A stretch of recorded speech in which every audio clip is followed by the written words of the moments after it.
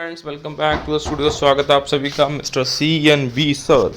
उनकी तरफ से काफ़ी इंपॉर्टेंट अपडेट है, सो उसको डिस्कस करने वाले हैं वीडियो के माध्यम से। तो please make sure to share this important update and friends यहाँ पे चैनल को सब्सक्राइब जरूर कर लेना for the latest banking, pension and related other updates के लिए। So to the secretary financial sector, government of India, department of financial services, Jeevan Deep building.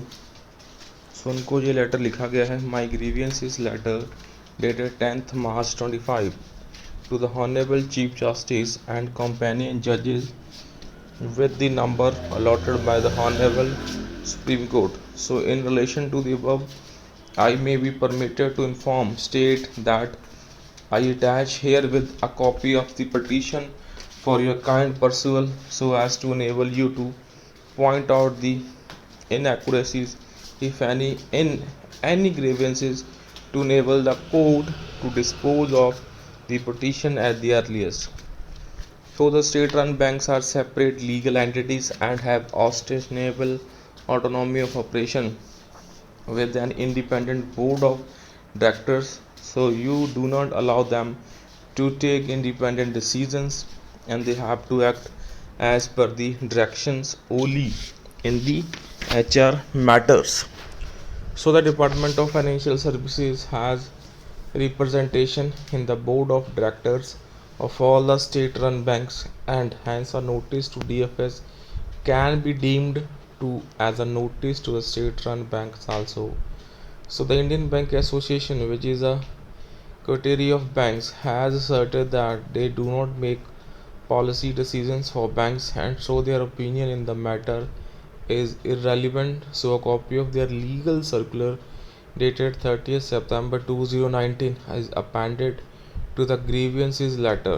So the wrongs mentioned in the grievances are the creations of the DFS rather than that of the state-run banks, and therefore the justification, if any, for anything has to come from it. So in updating the pension in Reserve Bank of India with effect from 1st March 2019, and in non-updating the pension in the state-run banks from the date the DFS was making all the state-run banks breach the industry-wise settlement dated 29th October 1993, so according to which pension scheme in them out to be exactly on the premises of that in Reserve Bank of India so far as relating to dearness relief, amount of pension, family pension, commutation of pension, updating journal conditions. So in sanctioning pension with retrospective effect from 1st November 1993.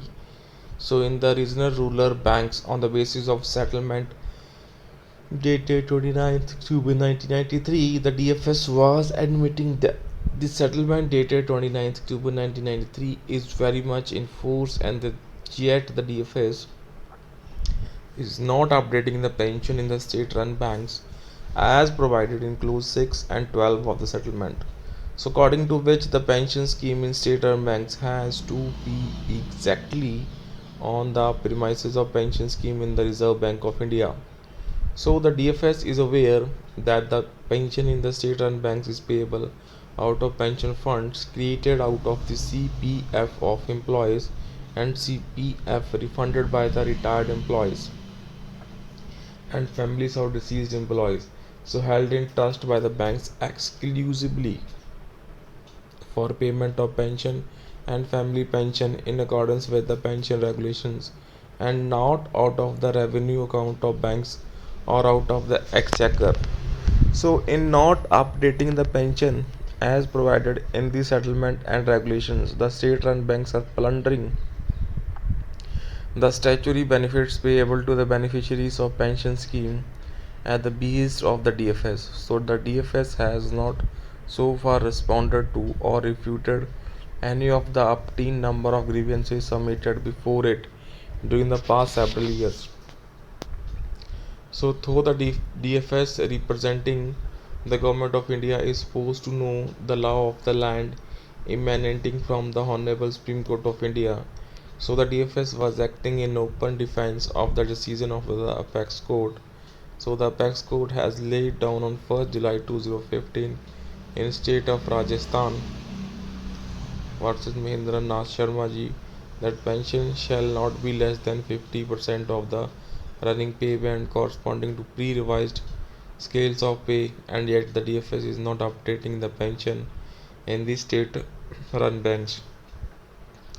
So if the Department of Financial Services has anything to refute in the accent grievances taken on record by the Honorable Supreme Court, it may be presented at the earliest before the court, giving reference to the grievances not later than 20 days of receipt of this letter, so that the court can dispose of the grievances on merit. Mr. CNB sir. So friends, यहाँ पे आप देख सकते हैं matter को बड़ा beautifully रखा गया है। जो हमारी 29 अक्टूबर 1993 की मीटिंग है उसमें क्लियरली ये मेंशनड करा गया था जो पेंशन सेटलमेंट है वो रिजर्व बैंक ऑफ इंडिया की लाइंस के ऊपर ही रहेगी एंड जेट द डीएफएस उसको अपडेट नहीं कर रही, जैसा कि कहा गया था clause 6 and clause 12 of the settlement. So देखते हैं यहाँ पे what will be the exact happenings. So quite important update, so we thought to share it among everyone here. So DFS को अगर नोटिस जाता है तो DFS indirectly board of directors में है of all the state run banks. So अगर उनको नोटिस जा रहा है तो इट मीन्स दैट वो स्टेट रन बैंक्स के सभी बैंक्स को नोटिस जा रहा है indirectly. So that's a very important here. Grievances letter जो 10 मार्च की राइट अप हुई है by mister CNB to the chief justice and companion judges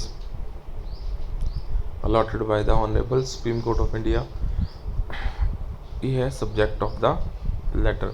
So friends, that's it for the session. So please आपसे विनती है, please support us by the subscribing and by the joining button so that we have a maximum support here and we can continue the good deeds in favor of the bank pensioners. So Behral, that's it. Please like the video, subscribe to the channel and share this update maximum here friends. Thanks a lot for supporting.